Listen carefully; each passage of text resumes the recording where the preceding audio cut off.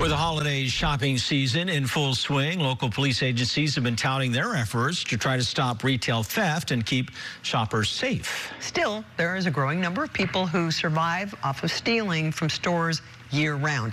And thanks in part to a law that California voters approved back in 2014, thieves can now count on barely serving any time before they're back on the streets to steal again. KRON 4's Philippe Gigal takes a deep dive into one such thief's lengthy criminal history. It's a story you'll see only on KRON 4. A convicted petty thief who habitually shoplifts, sells, and buys stolen property, trespasses, and struggles with a controlled drug habit, Jesse Leonardo Otero is troubled. Jesse, don't you get sick of getting arrested? His lengthy criminal record details a transient comfortable with repeatedly stealing from familiar victims, small businesses, big box stores, whatever is convenient.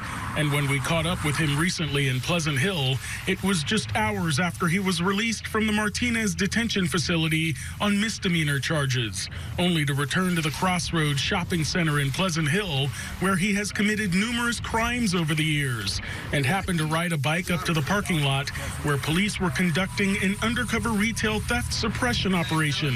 They took Otero, who had an outstanding arrest warrant, into custody, a familiar pattern for the 44-year-old man who online records show has been arrested more than 90 times and counting. Since we started knowing who he was, we would call him out by name and say, Jesse, you're not allowed to be here. How much stuff did he get away with? He ended up taking about $340 worth of product. Otero is a byproduct of Proposition 47, a 2014 voter-approved measure that weakened penalties for personal drug use, petty thefts, and shoplifting. What were once felonies have now been reclassified as misdemeanors or less. The threshold for a felony shoplifting charge increased from $400 to $950. In Otero's case, when he steals, it's taxing on the victims and tedious for the officers, but the loss hardly ever gets close to $950. So as Corporal Jacob Williams with the Pleasant Hill Police Department says, he basically gets away with it.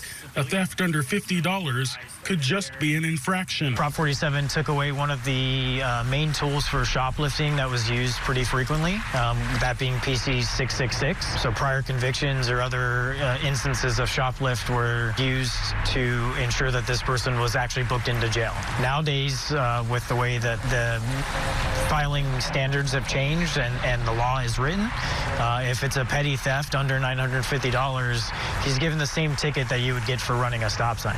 Most of the time, Otero is cited and released, or taken into custody, booked, and released. Though in recent years, he has served more serious time.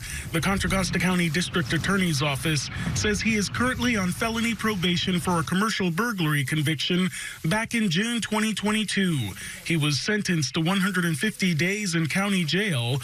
That same day, he was convicted of a misdemeanor shoplifting offense after stealing a gaming controller from a GameStop store in the county. In October 2021, the DA's office says Otero was prosecuted and convicted of 2 separate counts of misdemeanor vandalism. He was sentenced to 28 days in county jail and a year of probation for the vandalism offenses. It's unclear how many days Otero has actually spent in jail over the years, but we do know he is behind bars right now. He declined our jailhouse interview request. Prosecutors can consolidate repeated crimes essentially at their discretion, a move made when certain offenders show no signs of slowing down. And in Otero's case, the Contra Costa County District Attorney's Office recently filed a consolidated 31-count misdemeanor complaint against him, combining 31 arrests this year into one case, one which, if convicted of all counts, could lead to years in county jail. He was very present in our stress and worries day-to-day life for me and the regular staff members who work here every day. Berkeley, Richmond, Pinole, El Cerrito, Walnut Creek, Concord, Pleasant Hill, Danville, Albany. Wherever Bart goes, so can Otero, and he's left a long and costly trail. A mostly women-run toy store in Albany, Five Little Monkeys, has had to report an Otero theft more than 20 times over the years, says manager Daisy Ernst. She says Otero is a big reason the business invested in a security system. He makes himself as hidden as he can, and he goes around the store and starts putting stuff in his pockets. Basically anything he can take, he will. Prior to Otero being picked up in Pleasant Hill this month, he was caught stealing from Danville Bike on Harts Avenue in Danville the day after Thanksgiving. Owner Jose Gutierrez says he deals with thefts on occasion. He had never seen Otero before he left his store with $340 worth of items without paying. Gutierrez had no clue about the extent of Otero's relationship with law enforcement. It doesn't matter where you steal $10 or $100, but all this stuff adds up. By the end of the year, you have a big loss of people that take things.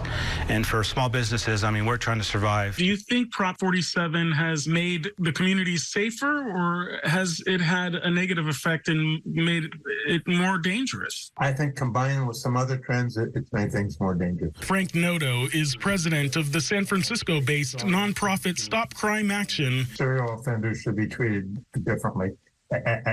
If you committed retail theft 3 or 4 times, then it makes sense that perhaps a timeout is just provided, and there might be jail time. He says the positive effect has been the reduction of low-level drug offenders being unnecessarily jailed, but laments the freedom serial shoplifters like Otero and others have enjoyed. Legislators are considering amendments to Prop 47 to counteract its negative effects. Otero's consolidated misdemeanor jury trial is scheduled for the Wednesday after Christmas in Contra Costa County Superior Court. Philippe Jadal, Cron 4 News.